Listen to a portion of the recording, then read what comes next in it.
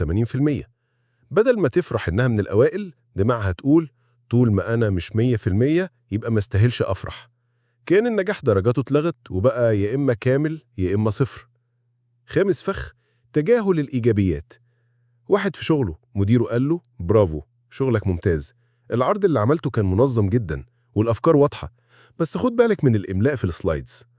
الطبيعي إنه يفرح بالكلام الكويس، لكن هو يمسك في كلمة الإملاء ويخرج من المكتب حاسس إنه مقصر وفاشل وكأنه ما عملش أي حاجة صح، مع إن 90% من الكلام كان مدح. الفكرة إن عقلنا مش دايما معانا، أوقات هو اللي بيولع نار جوه دماغنا من موقف بسيط جدا. وعشان كده كل مرة تلاقي نفسك متضايق من حاجة، اسأل هو ده فعلا الحقيقة ولا أنا وقعت في فخ التفكير السلبي؟ ولو قدرت تفرق بينهم، حياتك هتتغير 180 درجة.